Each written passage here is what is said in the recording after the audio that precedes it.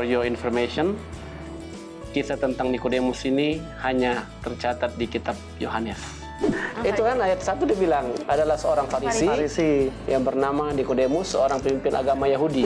Dia Sanhedrin yang udah converted ya, artinya tadinya kan Sanhedrin nyerang Yesus, tapi dia salah satu yang ya setelah dia bertemu Yesus di pasal 3 ini, dia akhirnya membela ya. Dia membela, tapi ya tetap namanya minoritas, hanya dia yang ngomong, tetap Yesus disalib. Banyak orang nggak mau percaya Tuhan, katanya Tuhan itu kejam, begini begitu. Padahal Tuhan mengutus sebenarnya bukan untuk menghakimi, tapi untuk menyelamatkan. Sekarang kitanya kadang-kadang gue sendiri mau nggak diselamatkan, maksudnya udah dikasih jalan, udah dikasih ini, mau bertobat nggak? Kayak Nikodemus lah, makanya kan disuruh dibaptis ya supaya selamat kan maksudnya kan? Betul.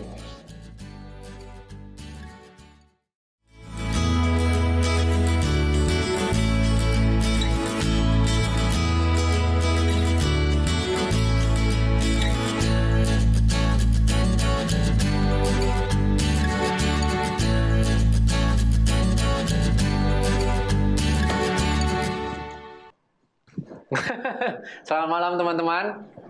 Jadi Selamat malam kepada 2 orang tamu saya. Malam juga bro. Thank you bro, sudah diundang. Jadi selamat malam kepada Mbak Mega yang disuruh masuk tapi nggak mau tadi ya. Jadi ya kita di sini hanya mau ngobrol-ngobrol santai setelah melewati 1 hari penuh dengan bekerja. Sebelum kita mulai, mungkin boleh kenalan dulu, mana tahu ada yang belum kenal. Nama saya Edmund. Saya berasal dari Pasar Minggu. Tunggu, lo tinggal sama Kasindi bang? Enggak kan? Kalau, gitu? Kalau ini gua di sana rata-rata. Apa maksudnya rata-rata? Kebanyakan kalau sama anak-anak. Oh, dia lagi lucu-lucunya ya. Iya. Yang di sebelah saya, silakan sudut kiri. Udah kenal lah bro, masa tanya lagi. Kan buat orang yang belum mengenal. Ya, saya Antonius dari sekarang tinggal di Menteng, besok udah mau pindahan ke Serengseng. Jadi hari ini. Oh, jadi tetangga dong kita pesan. Serengseng emang dekat. Sambil makan. Iya. Ayo, jangan malu. Dekat Aku air aja deh. Gue udah tadi ngeliatin salad. Oh, di Serengseng itu ya? Pas lah, kita masuk dulu kesaksian nih. Pastor lah, gimana? Kan minggu lalu selalu nyari rumah nih. Ayalah bro. Jadi pindah rumah ini ternyata nggak enak. Dari packing barangnya ini ribet banget loh. Kita udah memang rencana pindah hari ini sebenarnya. Tapi karena satu dan lain hal jadinya besok. Kenapa? Jadi mau pakai mobil gua?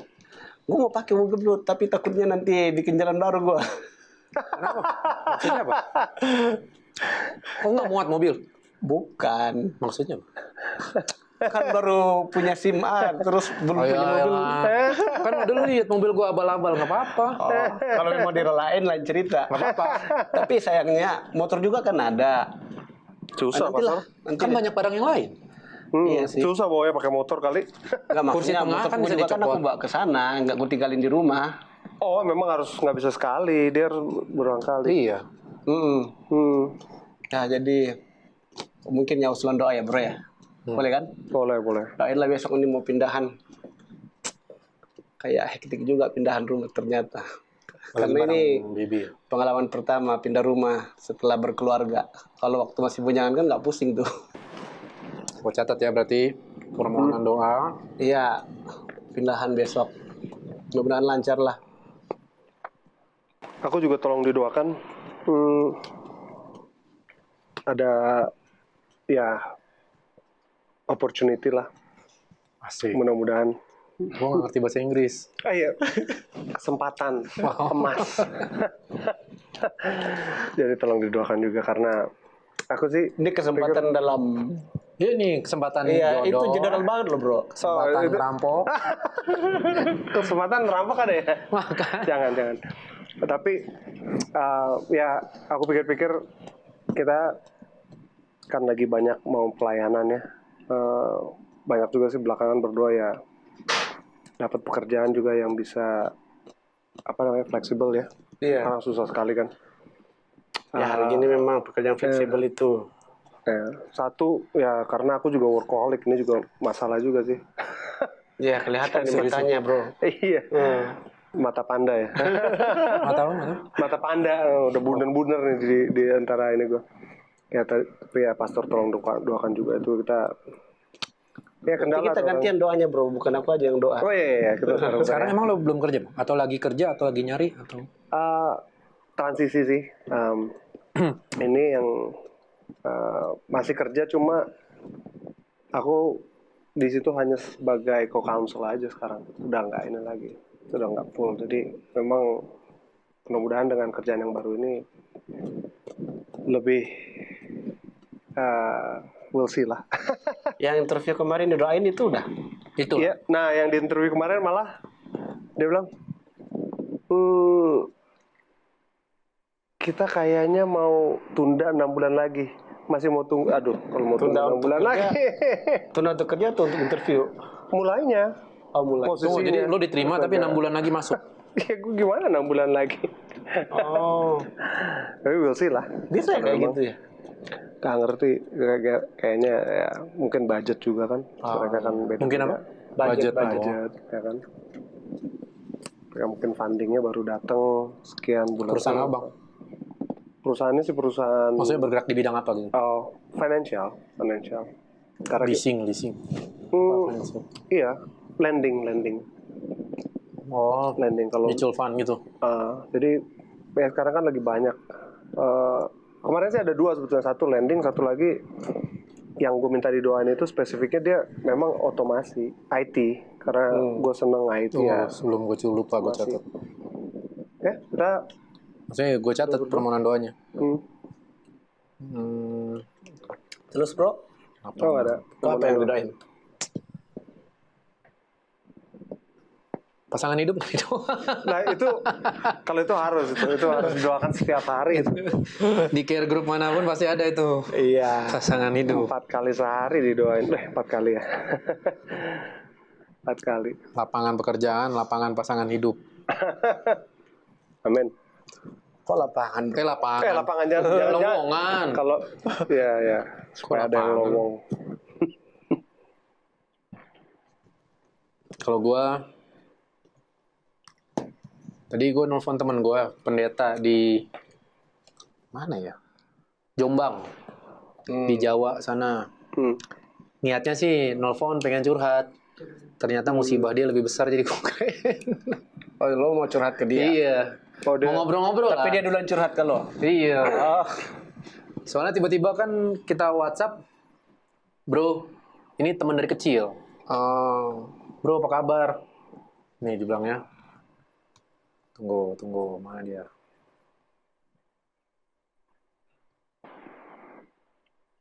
Bro, apa kabar?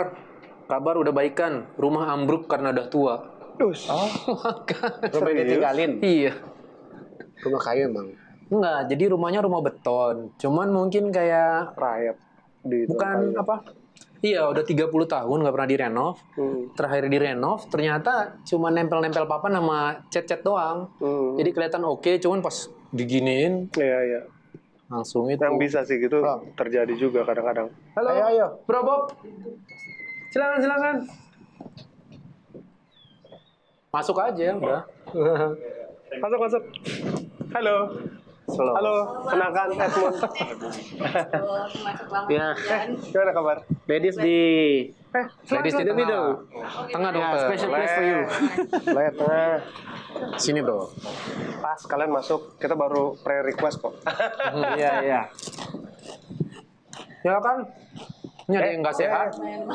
Ada yang nggak sehat banget. Ada. Kenapa gue makan sendiri? Boleh ditambahin di sini.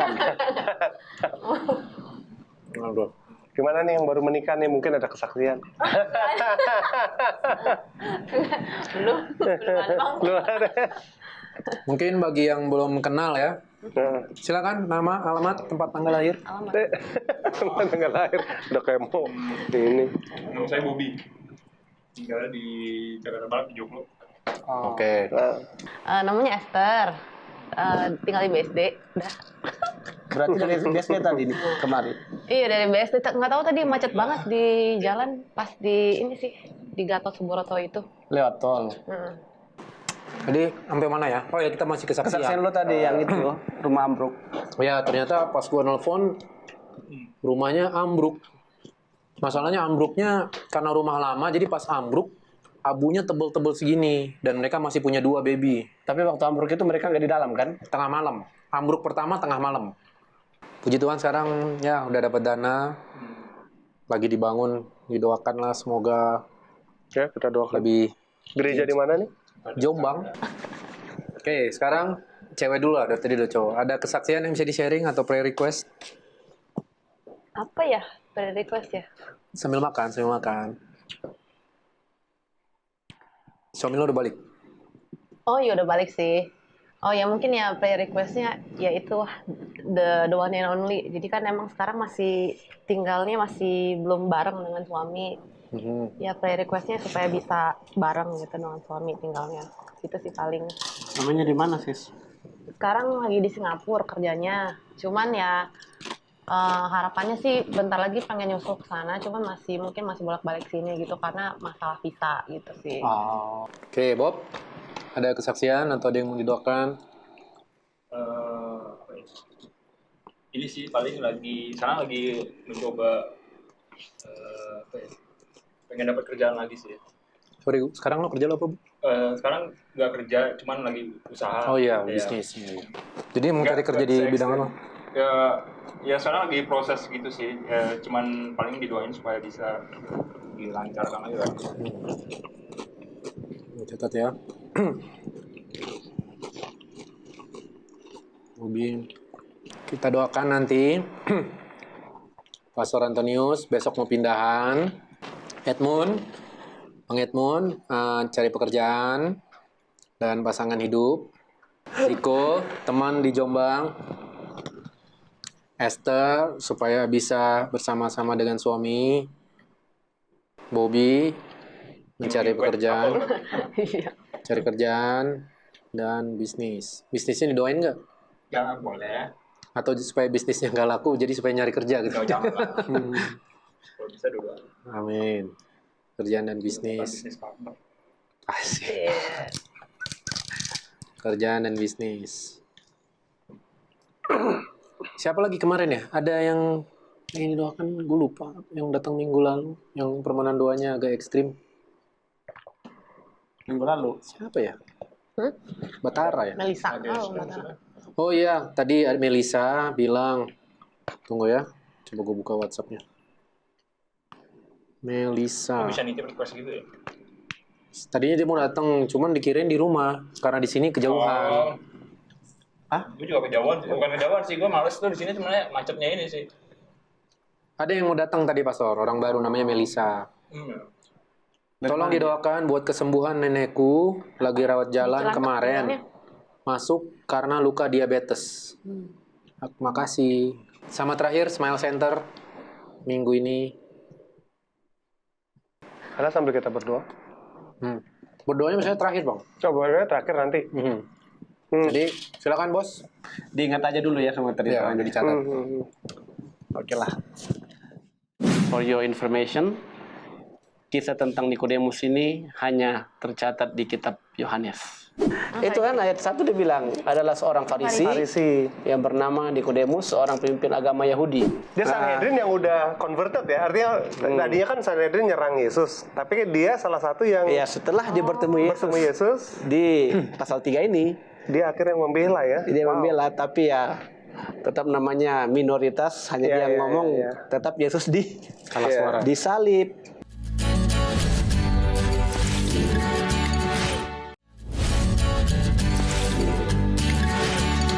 Sebelum kita baca Alkitab, kita berdoa dulu ya. Iyalah. Iya. Berdoa untuk firman. Kita berdoa. Bapak Surgawi, terima kasih malam hari ini kami boleh berada di tempat ini untuk mengawali akan pelajaran Alkitab kami. Bila kiranya Tuhan menyertai masing-masing kami, agar roh Tuhan yang menyertai. Sehingga pelajaran ini bukan hanya satu pelajaran yang sekedar kami pelajari, namun lebih daripada itu Tuhan berikan kami kuasa, hikmat, pengertian. Lebih daripada itu ya Tuhan, agar kami dapat mempraktikkannya dalam kehidupan kami. Amin. Dalam nama Yesus kami telah berdoa. Mohon semuanya ini Tuhan. Haleluya. Amin. Amin. Oke. Jadi kita bekal kitab kita di Yohanes pasalnya yang ketiga. For your information, kisah tentang Nikodemus ini hanya tercatat di kitab Yohanes. Tapi namanya terkenal Nikodemus. Karena sering dengar ceritanya. Gitu. Siapa Iya. sih Nikodemus? Tapi lupa deh aku. Mungkin dengarnya di khotbah. Nikodemus. Dia nabi apa siapa sih Nikodemus? Orang Siapa ya? Farisi kan? Itu kan ayat 1 dibilang adalah seorang Farisi Farisi. yang bernama Nikodemus, seorang pemimpin agama Yahudi. Sanhedrin dong berarti dia. Iya benar. Jadi Nikodemus ini selain dia salah satu anggota Sanhedrin, nah Sanhedrin itu apa sih bro?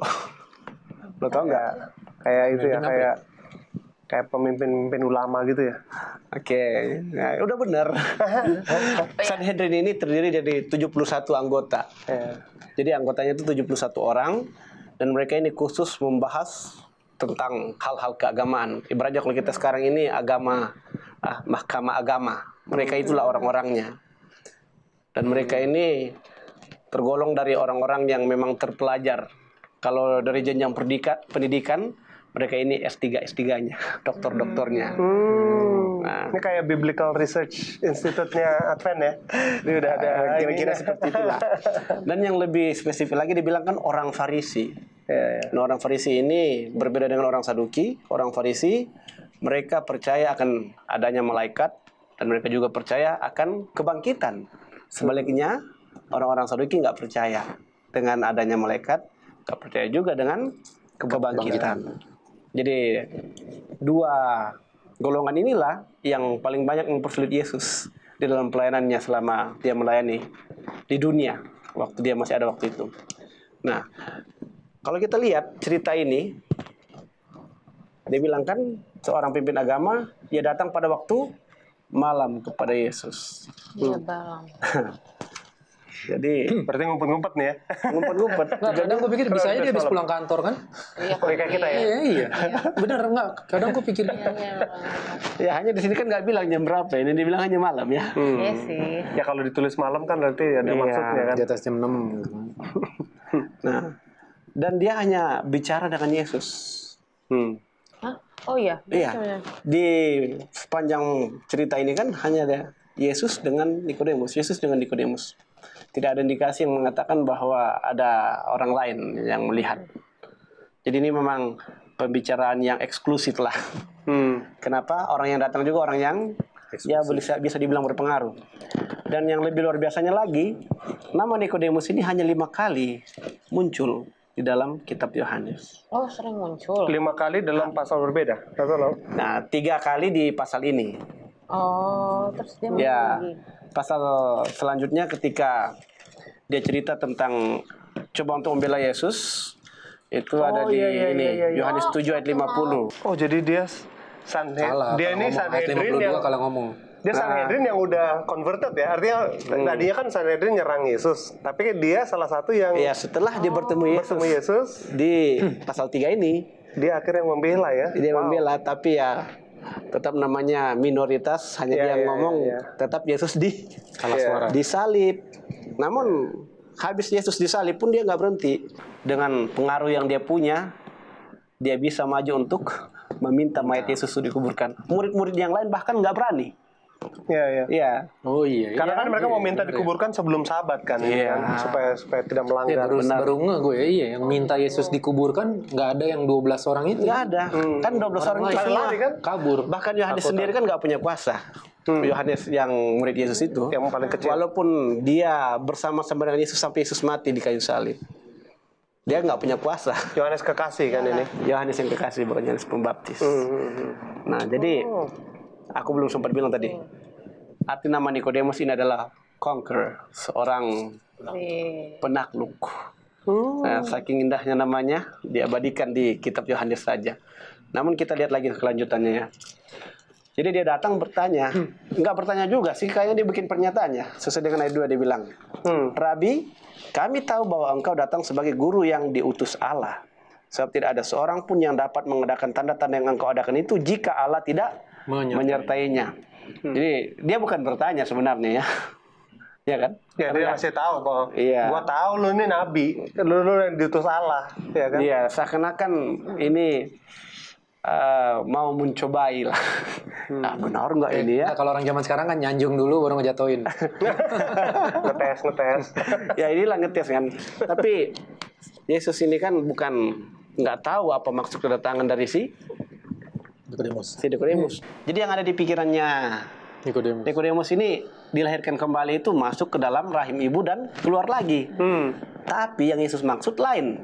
Jadi bisa dibilang penekanan dari keseluruhan pasal atau perikop ini berbicara tentang lahir kembali dari air dan roh. Nah, kalau berbicara dengan tentang air dan roh, artinya berbicara tentang baptisan, ya kan? Iya. Baptisan diselamkan itulah baptisan air, sedangkan baptisan roh itu adalah peristiwa yang terjadi sebagaimana Yesus ketika dia sudah dibaptis. Roh Tuhan datang seperti burung merpati ya. Ketika dia keluar dari dalam air, nah itu kita bisa lihat di Matius tuh. Jadi dengan kata lain baptisan inilah yang dimaksudkan Yesus. Dan setelah menerima baptisan itu, Roh Kudus turun atasnya, bahkan terdengar suara dari surga. Dengan kata lain 3 oknum kealahan ada di situ. Allah Bapa, Allah Anak, Allah Roh Kudus. Jadi waktu Yesus katakan ini kepada Nikodemus, dia juga sudah bilang, aku sudah melewati itu, jadi aku bisa katakan ini kepadamu. Nah ini yang belum dimengerti oleh Nikodemus. Kenapa? Nikodemus saja nggak dibaptis. Ketika bertemu dengan satu kelompok orang Kristen yang dulu Yahudi masuk Kristen, dia bilang, kalian sudah dibaptis? Sudah. Baptisan mana? Baptisan Yohanes. Oh, baptisan Yohanes itu hanya untuk baptisan pertobatan. Kamu harus dibaptis lagi supaya kamu menerima Roh Kudus. Iya. Itu dibaptisnya pakai air lagi, pendeta? Pakai air lagi. Jadi setelah itu. Iya. Jadi kalau saya nggak salah ingat itu di Kisah pasal. Jadi kalau orang yang sudah dibaptis waktu masih bayi, kayak kata dia, terus misalnya tengah jalan dia bertobat atau gimana, dibaptis lagi. Iya, karena kan dia punya ciri khas supaya orang baptis itu kan sesuai dengan ayat 19. Matius 28 ayat 19. Karena itu, pergilah jadikanlah sama bangsa muridku dan baptis sampai dalam nama Bapa, Anak, dan Roh Kudus. Paralelnya itu, sebelum kita bahas yang Kisah 19, di Markus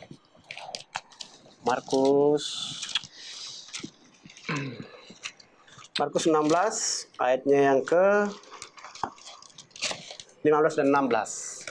Markus berapa? 16 ayat 15 dan 16. 16 ayat 15 dan 16.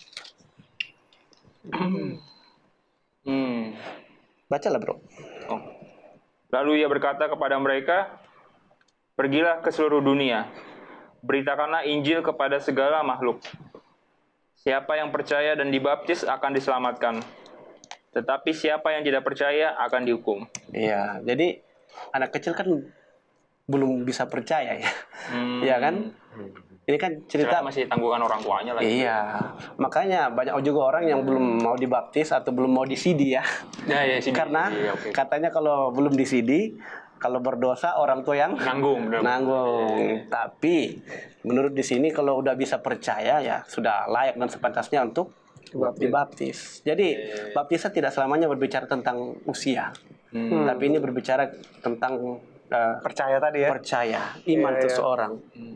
Sia-sia juga dia dibaptis, tapi dia nggak tahu dia dibaptis kepada apa. Iya. Ya kan?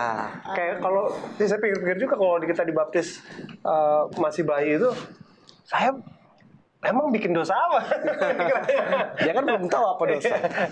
Iya. Benar juga sih. Oke. Benar. Sekarang yang tentang baptisan kedua ya. Kisah 19 ayat 1 sampai 7. Kisah 19 ayat 1 sampai 7. Ya. Ketika Apolos masih di Korintus, Paulus sudah menjelajah daerah-daerah pedalaman dan tiba di Efesus. Di situ didapatinya beberapa orang murid, katanya kepada mereka, "Sudahkah kamu tanya kepada mereka, sudahkah kamu menerima Roh Kudus ketika kamu menjadi percaya?" Akan tetapi mereka menjawab dia, "Belum.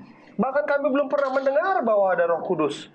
Lalu kata Paulus kepada mereka, "Kalau begitu dengan baptisan manakah kamu dibaptis?"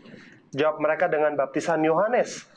Kata Paulus, "Baptisan Yohanes adalah pembaptisan orang yang telah bertobat." Dan ia berkata kepada orang banyak bahwa mereka harus percaya kepada dia yang datang kemudian daripadanya, yaitu Yesus.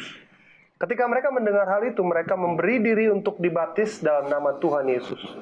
Dan ketika Paulus menumpangkan tangan di atas mereka, turunlah Roh Kudus ke atas mereka dan mulailah mereka berkata-kata dalam bahasa roh dan bernubuat. Jumlah mereka adalah kira-kira 12 orang. Oke. Jadi deh. Menarik juga ini. Baru wow. Ya. Jadi setelah itu Nikodemus menjawab ayat 9 ya. Kita kembali ke kita udah jauh kemana-mana ini. Yohanes 3 ayat 9. Nikodemus menjawab katanya, bagaimanakah mungkin hal itu terjadi? Jadi walaupun Nikodemus ini seorang yang pintar, seorang pemuka agama, punya posisi lagi di Sanhedrin, tapi dia masih bingung apa yang Yesus omongin. Dan ini pertanyaan terakhir. Bukan pertanyaannya. Katanya sini Nikodemus menjawab. Jawaban dari Nikodemus. Artinya tanggapannya lah ya. Ayat 10 dia bilang, jawab Yesus, engkau adalah pengajar Israel dan engkau tidak mengerti hal-hal itu. Ini ibaratnya Yesus bilang, masa sih kamu nggak tahu? Kamu kan udah S3, udah profesor, udah gini, udah gitu. Profesor dalam teologi lagi ya? Iya, waktu itu.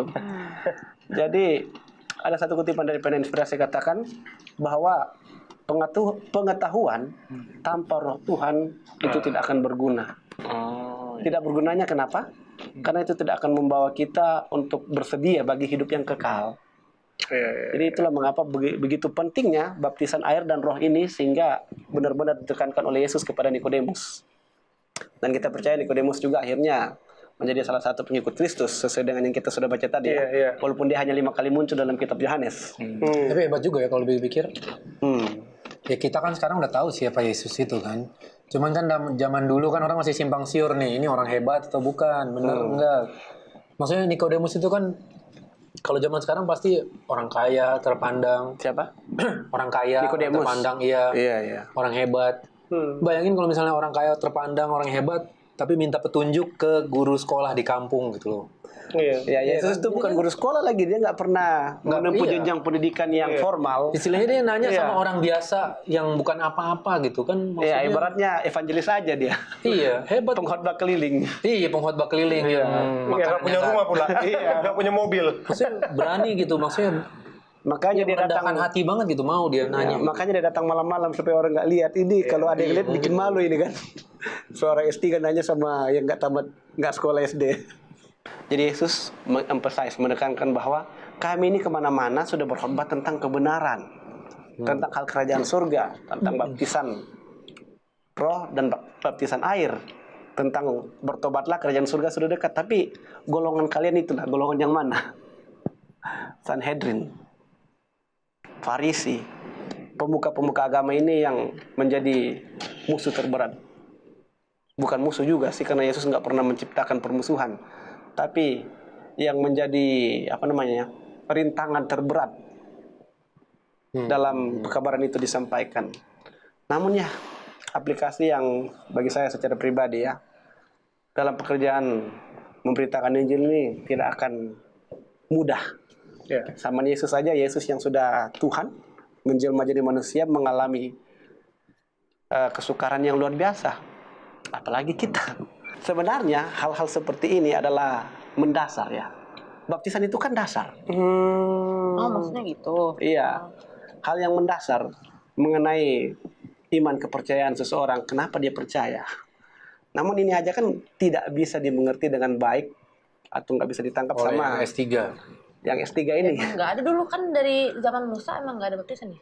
Zaman Musa, kalau kita bicara baptisan itu diwakili dengan bejana pembasuhan yang di dalam Ka'bah yang di pelataran itu. Jadi baptisan itu sebetulnya simbolis bahwa mereka saya ikut jalan Tuhan, saya melangkah di jalan Tuhan. Itu maksudnya kan ya? Iya benar. Karena kalau misalnya kita bicara baptisan kan air dan segala macam, yang penting lu udah dikasih air. Kalau lu nggak percaya juga, nggak mau melangkah di jalan Tuhan, kan jalannya cuma satu kan? Iya. Jalannya cuma itu. Dan kalau ke belakang, ya lu berarti nyerah sama musuh. Ya. Namun kalau berbicara perjanjian baru, Yesus dengan tegas mengatakan baptislah mereka dalam nama Bapa, Anak dan Roh Kudus. Kemudian dia bilang lagi, dan ajarlah mereka segala sesuatu yang telah kuperintahkan kepadamu. Sebelumnya kan belum ada perintah untuk baptisan, dan ini juga yang dikenal dengan amanat agung, the great commandments, dari siapa? Tuhan Yesus. Jadi pentingnya baptisan itu sejak zamannya Yesus. Kalau dulu sebelumnya tidak terlalu ditekankan, tapi toh pun seperti yang kita baca tadi, Paulus bilang untuk menjadi pengikut Musa mereka dibaptis dalam awan dan dalam Air. dalam laut. Oh. Nah, itu dia. Kita lanjut ayat 13 di Yohanes 3. Tidak ada seorang pun yang telah naik ke surga selain daripada Dia yang telah turun dari surga, yaitu Anak Manusia. Lanjut ayat 14. Tapi ada pertanyaan dulu. Maksudnya apa sih? Ini nggak ada yang naik ke surga sebelum Yesus. Tapi kayaknya bukannya ada ya? Ada nggak sih? Iya, ada yang sudah pernah naik seperti Henok kan, terangkat ke Iya. surga, Elia terangkat ke surga, bahkan Musa walaupun dia sudah mati, dia terangkat ke surga. Namun kan mereka nggak turun lagi tuh. Walaupun mereka turun waktu ada transfiguration itu, penampakan di atas bukit, Hanya ketemu Yesus. hanya ketemu Yesus, mereka nggak ketemu yang lain-lain. Ya, jadi inilah yang Yesus maksudkan bahwa tidak ada seorang pun yang telah naik ke surga selain daripada Dia yang telah turun dari surga, yaitu Anak Manusia. Namun ini dia bercerita apa yang akan terjadi di depan ya. Dia bilang ayat 14, dan sama seperti Musa meninggikan ular di padang gurun, demikian juga Anak Manusia harus ditinggikan. Jadi ditinggikannya bagaimana? Disalib. Oh, sama kayak Ayat tadi ya? Iya, ayat 14. Iya. Ya. Dan katanya siapa saja yang memandang ular tembaga yang waktu zamannya Musa itu, mereka akan sembuh dari Patukan ular ya. ya patukan ular itu. Nah, jadi dengan kata lain, dengan melihat kita akan disembuhkan dan akan diubahkan. Inilah yang Yesus maksudkan. Kemudian ayat 15, supaya setiap orang yang percaya kepadanya beroleh hidup yang kekal. Nah, kita tiba kepada ayat emas di Alkitab ya. yang paling sering. Ya. Ayat emas ini. Karena begitu besar kasih Allah akan dunia ini, sehingga Ia telah mengurniakan anaknya yang tunggal supaya setiap orang yang percaya kepadanya tidak binasa. Jadi kalau kita perhatikan tadi, pertama dia ngomong baptisan ya kan? Baptisan air dan baptisan roh. Kemudian sekarang dia ngomong tentang hal-hal yang berkaitan tentang pengorbanan Yesus di kayu salib. Kemudian dia lanjut lagi.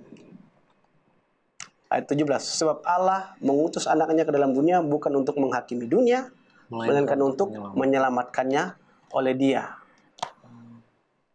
Ayat 18, barang siapa percaya kepadanya, ia tidak akan dihukum. Barang siapa tidak percaya, ia telah berada di bawah hukuman, sebab ia tidak percaya dalam nama anak tunggal Allah. Dan dia lanjut, dan inilah hukuman itu. Terang telah datang ke dalam dunia, tetapi manusia lebih menyukai kegelapan daripada terang, sebab perbuatan-perbuatan mereka jahat. Nah, ini kita harus selesaikan ini karena connected. Sebab barang siapa berbuat jahat, membenci terang dan tidak datang kepada terang itu, supaya perbuatan-perbuatannya yang jahat itu tidak nampak. Tetapi barang siapa melakukan yang benar, ia datang kepada terang supaya menjadi nyata, bahkan bahwa perbuatan-perbuatannya dilakukan dalam Allah. Jadi Yesus menekankan, kayak kamu nih, kamu kan datang malam-malam kan, supaya orang, karena kamu berbuat jahat kan. Ini yang coba dibilang Yesus. Coba kalau kamu memang benar, Nggak kamu akan dia gelap-gelapan ya. Ya, pasti kamu akan datang malam-malam. Makanya kalau dugem gelap-gelapan ya. Ya, namun Ya benar kan, masa dugem pakai lampu kayak gini ya. ya, namun setelah ini nggak ada cerita dia, ya Yohanes nggak tulis kali ya apa tanggapan dari Nikodemus. Namun intinya dia bertobat Nggak. dan dialah yang menjadi salah satu pengikut Yesus yang bahkan berani menggunakan dia punya kuasa untuk meminta mayat Yesus supaya boleh diminyaki dan dirempah-rempahin baru dikubur. Banyak orang nggak mau percaya Tuhan, katanya Tuhan itu kejam, begini begitu. Padahal Tuhan mengutus sebenarnya bukan untuk menghakimi, tapi untuk menyelamatkan. Sekarang kitanya kadang-kadang gue sendiri mau nggak diselamatkan, maksudnya udah dikasih jalan, udah dikasih ini, mau bertobat nggak? Kayak Nikodemus lah, makanya kan disuruh dibaptis ya supaya selamat kan maksudnya kan? Betul. Waktu Nikodemus pertama datang, dia datang di dalam kegelapan. Tapi pada saat dia sudah terima kebenaran itu, dia berani di dalam terang. Artinya menolak yang salah, ya kan? Dia udah tidak lagi menutup-nutup, karena sekarang dia udah diterang sekarang dia. Jadi kenapa kita diberikan kuasa untuk menjadi anak-anak terang karena ada percaya. Percaya kata lainnya adalah iman.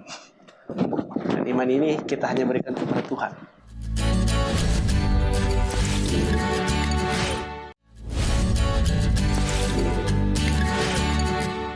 Apa pelajaran penting?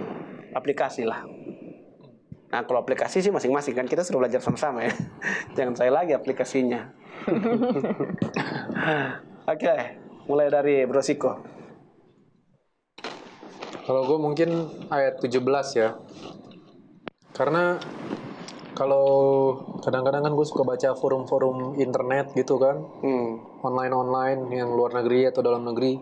Banyak orang nggak mau percaya Tuhan, katanya Tuhan itu kejam, begini, begitu. Padahal di ayat 17 sebenarnya tuh. Tuhan mengutus sebenarnya bukan untuk menghakimi, tapi untuk menyelamatkan. Ya. Sekarang kitanya kadang-kadang gue sendiri mau nggak diselamatkan, maksudnya udah dikasih jalan, udah dikasih ini, mau bertobat nggak? Kayak Nikodemus lah, makanya kan disuruh dibaptis ya supaya selamat kan maksudnya kan? Betul. Itu aja bro. Kalau aplikasi dari gue, kalau engkau mendengar suaranya, Jangan keraskan hati. jangan Ya. keraskan hatimu. Itu aplikasi emang. Nggak, sekalian ini ya, apa namanya, curcol. Kemarin ada kejadian lah di kantor gitu kan. Udah ada suara tuh, jangan marah. Tapi jadinya marah juga. Siapa lo? Iya. Jadi nggak mendengarkan suara tuh jadi. Jadinya ya begitulah. Jadinya runyam. Pasti udah emosi banget lo kan? Iya. Berarti udah kelewat batas tuh orang. Kadang gue mikir antara orang yang kelewat batas atau gue kesabarannya rendah. Oh. Nah, mana di antara dua itu makanya. Nah, jadi hanya Tuhan yang tahu lah ya. Itulah makanya. Iya, bener. Tapi tadi udah baikan. Mau ditawarin coklat tadi. Cewek emang. Cowok. Bulan ini akan sayang soalnya ya. Pas Februari lagi. Iya, makanya bulan kasih sayang. Bulan sayang. Itu ada kupit tuh panas. Jangan. Jadi berbunga-bunga. Oke. Itu aja bro. Iya. Oke. Bob. Kalau ada pertanyaan juga boleh. Ada tambahan juga boleh. Ini kan diskusi. Mungkin sebenarnya kalau nggak tahu nih ya konteksnya aplikasi apa bukan ya, cuman mungkin lebih ke ini aja ya. Dari 16 ini juga ada di Stabulioin, jadi nggak usah susah-susah. Nah, ya. Kebetulan banget ada di highlight nih. Kayaknya Itu kan item mas tuh. masih di Item mas. Di Alkitab digital gue enggak. Jadi ini kayak peristiwa yang mengingatkan gitu ya, mungkin buat semua orang percaya gitu ya. Tujuan hidup tuh apa sih gitu maksudnya? Jadi kita bisa ada sekarang ini karena 2000 tahun yang lalu ada seorang anak yang dilahirkan dan dia mengalami begitu banyak peristiwa sampai akhirnya dia rela menderita dan sampai akhirnya mati di atas kayu salib gitu. Jadi itu kayak momen yang harusnya buat kita semua gitu ya. Ketika kita mengalami pergumulan, kesulitan hidup, mengalami tantangan ups and down gitulah ya dalam hidup, itu kita bisa selalu mengingat kayak gini gitu peristiwa ini. Dan mungkin kadang-kadang kita kayak berpikir, wah kita nggak berguna nih, kita sampah apa segala macem, saya udah nggak ini lagi. Tapi nah konteksnya lagi nih, ke-17 juga, karena kita ingin diselamatkan gitu. Jadi buat apa dia dulu udah melakukan mati di kayu salib gitu kan, rela turun segala macam melakukan penderitaan. Kalau misalnya kita sendiri merasa bahwa diri kita tuh nggak berguna gitu, padahal kita itu adalah ciptaan yang paling berharga gitu kan. Makanya kita sesuai dengan image-nya dia lah, dibandingkan dengan ciptaan-ciptaan lain kan. Kita yang paling sempurna gitu. Jadi nggak diharapkan nggak cuman serupa secara mungkin fisik enggak lah ya, tapi serupa bahkan secara pemikiran, karakter. God's karakter. Perbuatannya Tuhan, karakternya Tuhan, pemikirannya Tuhan, itu bisa kita tiru. Dan ya mungkin paling sederhana ya kesabaran lah gitu. Jadi bagaimana kita bisa di dalam menghadapi kesulitan itu Nah ini yang gue baru sadarin juga gitu. Jadi Tuhan itu punya 3 respon ya ketika kita berdoa gitu. 1, yes gitu. Kedua, no. Ketiga, not yet. Nah mungkin kadang kita berada dalam posisi, kok Tuhan gak jawab-jawab ya doa gue ya. Ya mungkin tuh masih dalam posisi not yet. Belum saatnya. Dan kita harus ingat bahwa tidak ada satupun peristiwa yang terjadi dalam itu kita itu tanpa pengawasan, tanpa pengetahuan Tuhan gitu. Artinya Tuhan tuh gak ada ceritanya. Mungkin kalau kita tuh sering, aduh gue kelewatan nih, Tuhan tuh gak pernah kelewatan. Dia tuh kayak istilahnya kayak 7-Eleven ya, 24 jam loh, non-stop deh. Dia gak pernah tidur gitu. Udah tutup bro, udah istilahnya. Makanya dia tuh selalu watching us gitu from there. Manusia. Jadi apapun kesulitannya, dan ketika kita boleh diizinkan melalui pencobaan itu, kesulitan hidup itu mungkin bukan karena kita bersalah, bukan karena Tuhan benci kita, enggak sih. Cuman karena dia, ya ibarat kata kalau kita udah 6 tahun sekolah di SD, pasti ada ujiannya kan. Nah itulah ujiannya. Kita sabar nggak? Ujian naik kelas ya. Ujian naik kelas. Gue ngomong gini juga sebenarnya bukan berarti gue mampu ya. Jadi kita harus minta terus gitu ya, kekuatan gitu. Roh Kudus. Karena iya Roh Kudus gitu. Karena kita manusia itu memang sering banget jatuh, lemah apa segala macem. Itu sifat yang nature banget gitu dari manusia gitu. Nah makanya kenapa kita tuh diharapkan kita tuh secara continue gitu terus menerus minta kekuatan dalam doa kita supaya kita melihat hidup itu lebih optimis gitu, nggak selalu sampah nih apa segala macam, gue kesel nih ditinggalkan orang apa segala macam, kerjaan susah, bisnis nggak lancar dan sebagainya, tapi harus minta kekuatan supaya kita bisa terus memandang hidup itu lebih positif gitu. Betul. Benar. Itu sih mungkin. Jadi lebih positif ya, positive thinking. Ya tolong dirangkum aja dari apa. Ada banyak komentar itu. Oke. Silakan sister. Ya, sebenarnya ini ceritanya menarik sih, karena aku sebenarnya belum tahu mengenai Nikodemus sebelumnya. Jadi yang Benar. ya sikapnya kayak gini, maksudnya kan secara background dia katanya orang pinter gitu kan ya, ahli Farisi yang emang terpelajar lah gitu kan ya.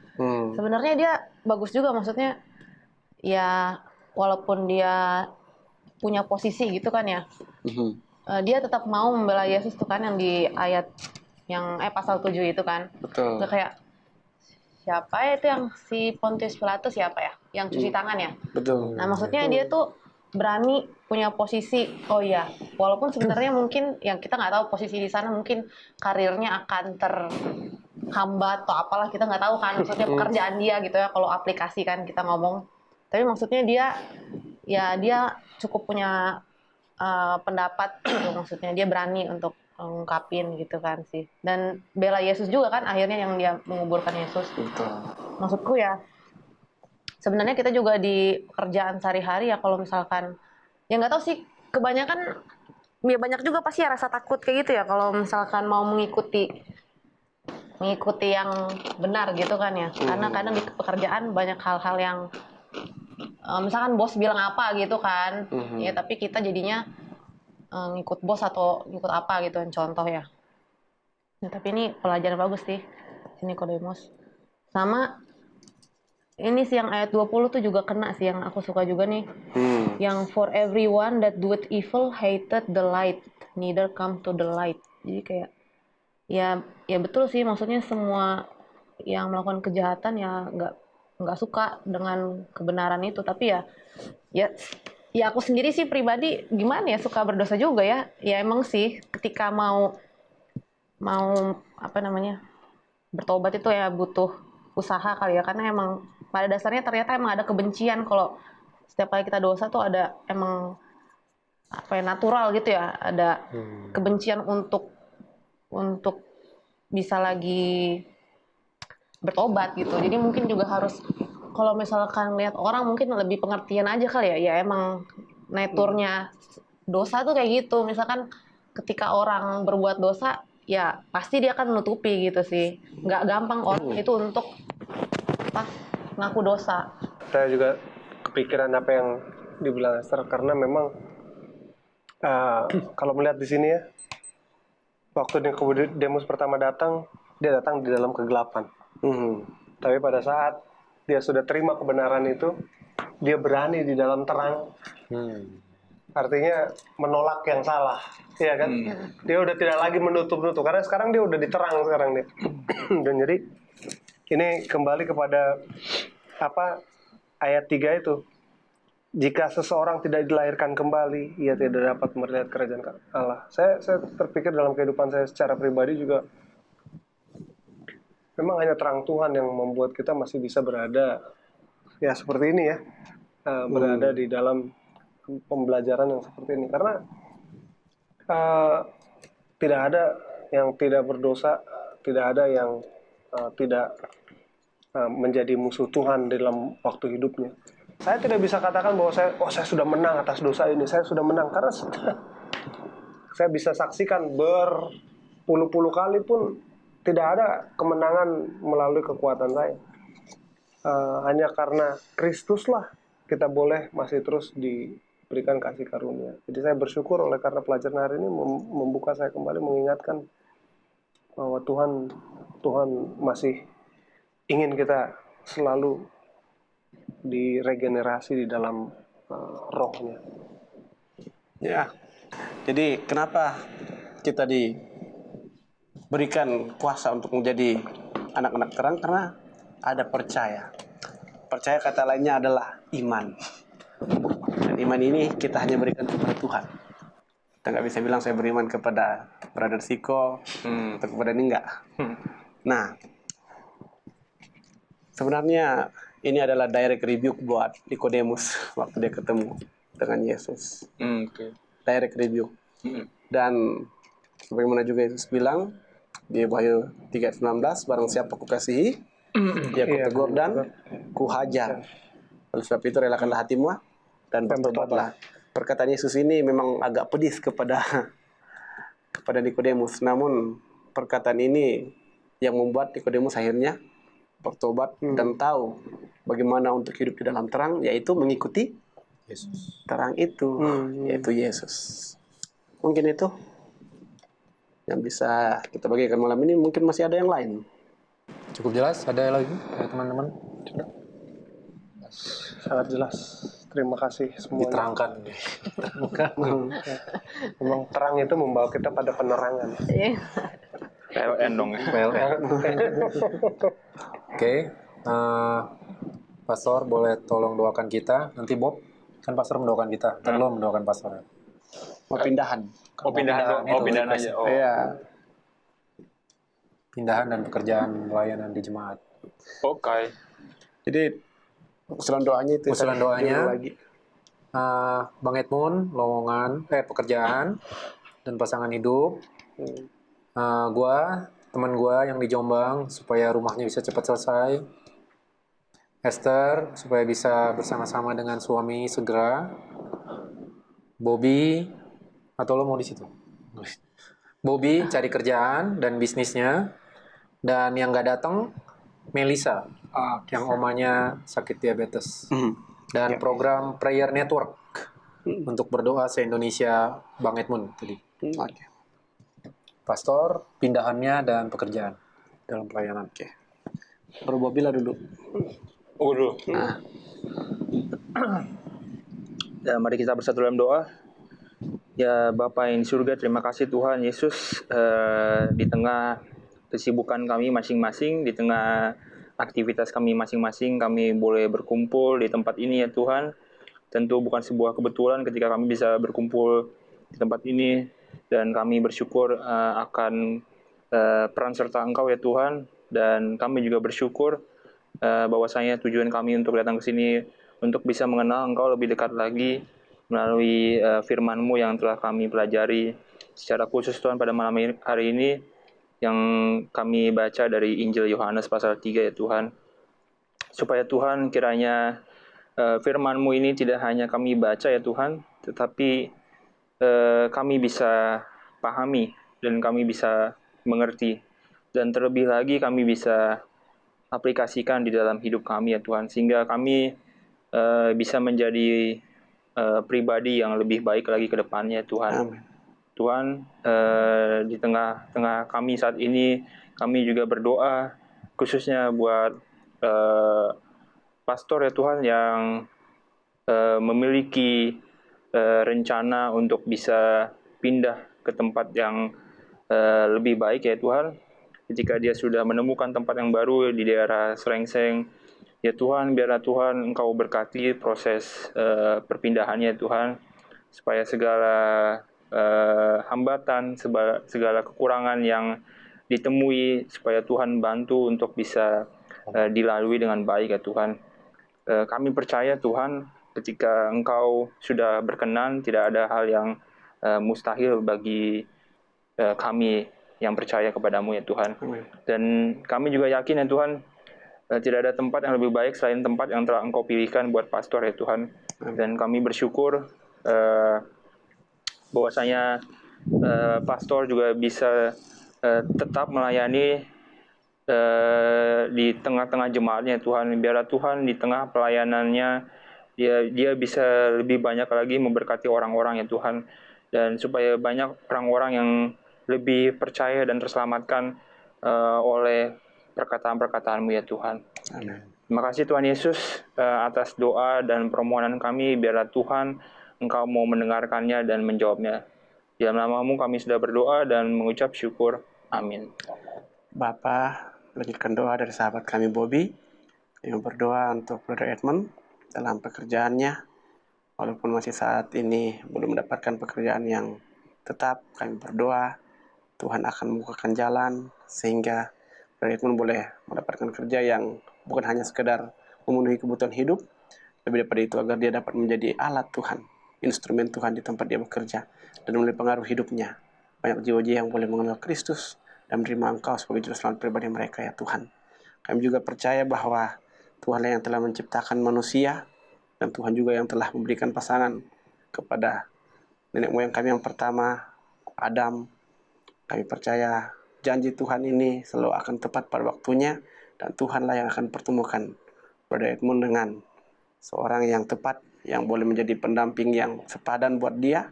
Lebih daripada itu, yang dapat bersama-sama menanggung semua pelayanan, beban kehidupan. Bahkan lebih daripada itu, mereka dapat diberikan kuasa untuk menjadi anak-anak terang dalam pelayanan mereka kelak Tuhan. Apapun rintangan, apapun ujian, Tuhan akan mampukan untuk melewati semua itu Tuhan. Kami juga berdoa untuk Saudari Esther, kiranya Tuhan memberkati, menyertai, khususnya suaminya yang saat ini tidak bersama-sama oleh karena pekerjaan. Walaupun jarak memisahkan, namun biarlah kasih Kristus tetap mempersatukan mereka, meneguhkan komitmen pernikahan yang telah mereka janjikan bersama di depan altar ya Tuhan. Kami percaya pada waktunya Tuhan, pasangan suami istri ini tidak akan pernah berpisah lagi Tuhan, namun akan tetap bersama-sama. Biarlah semua rintangan yang mereka sedang alami saat ini membuat mereka lebih mengerti bahwa hubungan antara Kristus dan juga kami umatnya adalah seperti ini. Long distance relationship Tuhan. Kami mau berada dekat dengan Engkau, namun oleh karena segala permasalahan hidup, kami sepertinya jauh daripadamu Tuhan. Karena itu Tuhan, berikanlah kami kuasa untuk dapat lebih dekat kepadamu, sebagaimana juga kerinduan dari Saudari Esther untuk bisa dekat, bahkan bersama-sama dengan suaminya. Berkati dia ya Bapa. Kami juga mau berdoa untuk ibu dari Melissa yang saat ini dalam kondisi sedang dirawat di rumah sakit oleh karena diabetes. Kami percaya tangan Tuhanlah yang telah menciptakan kami manusia, dan tangan Tuhan juga yang akan menjamah bagian tubuh dari ibu saudari Melissa ini, sehingga dengan kasih sayang Tuhan, oleh segala upaya yang dilakukan oleh para medis, makanan, minuman, obat-obatan, bahkan terapi, itu semua tidak akan berhasil Bapa tanpa jamahan tangan kuasa-Mu Tuhan. Tolong berikan kesembuhan Bapa, sehingga keluarga ini boleh mengingat Engkau dan memuji Engkau, bahkan memasyurkan nama-Mu dalam semua kebaikan Tuhan, bahkan kesehatan yang Tuhan akan berikan. Kami juga berdoa ya Bapa untuk prayer network yang sudah sementara dilaksanakan, buat semua rekan-rekan yang sudah bekerja se-UIKB ini Tuhan, biarlah kiranya kerjasama yang baik, koordinasi yang baik, terlebih Bapa kuasa dari surga mendengar akan permohonan-permohonan doa ini Tuhan, sehingga suatu kebangunan rohani akan terjadi. Karena kecurahan Roh Kudus adalah karena jawaban doa ya Bapa. Kiranya Tuhan mendengar doa-doa kami semua dan menjawab sesuai dengan kemurahan Tuhan saja. Kami juga mau berdoa Bapa untuk Brother Bobby yang sementara mencari pekerjaan. Kiranya Tuhan juga menolong dia mendapatkan pekerjaan yang sesuai dengan kemampuan dan talentanya, dan juga usaha yang sementara dia geluti. Kiranya melalui usaha ini bukan hanya sekedar satu usaha yang dipakai untuk memenuhi kebutuhan, namun daripada itu menjadi satu usaha yang dapat membuat orang lain dibawa lebih dekat kepada Kristus. Berkati juga Bobby dalam semua rencana masa depannya, terlebih dalam komitmennya untuk tetap berada dekat dengan Tuhan, dan lebih daripada itu agar dia juga boleh menghidupkan kebenaran yang telah dia ketahui. Pada juga untuk Brother Siko, khususnya sahabatnya yang berada di Jombang, seorang pendeta yang mengalami rumah ambruk oleh karena sudah ketelan usia ya Tuhan. Apapun permasalahan, Tuhan menolong, dan dalam proses pembangunan kembali Tuhan juga berkati sehingga rumah yang didirikan ini boleh tetap kokoh kelak dan dapat didiami dengan tentram dan sentosa oleh keluarga dari sahabat kami Siko ini, dan pelayanannya boleh menjadi pelayanan yang sentiasa memuliakan nama Tuhan dan membawa jiwa-jiwa lebih dekat kepada Kristus. Allah pengasih, malam hari ini ketika kami akan berpisah dari tempat ini kembali ke tempat kami masing-masing, pemeliharaan Tuhan menjadi bagian kami, malaikat Tuhan mengawali kami, bahkan Roh Kudus Tuhan tetap tinggal dalam hati pikiran kami, mengarahkan kami untuk memilih yang benar sesuai dengan kehendak-Mu Bapa. Dan biarlah kami boleh tetap berjalan di dalam terang kebenaran-Mu, sehingga kami pun boleh memantulkan terang-Mu kepada orang di sekitar kami. Inilah doa permohonan kami Bapa, lebih kurangnya kiranya Tuhanlah yang menggenapi dan melengkapi Tuhan, dan menjawab doa kami sesuai dengan kehendak-Mu Bapa, karena kami telah panjatkan doa ini hanya menama Yesus Tuhan dan Juru Selamat kami, Tuhan Yesus Kristus. Haleluya. Amin. Amin. Amin.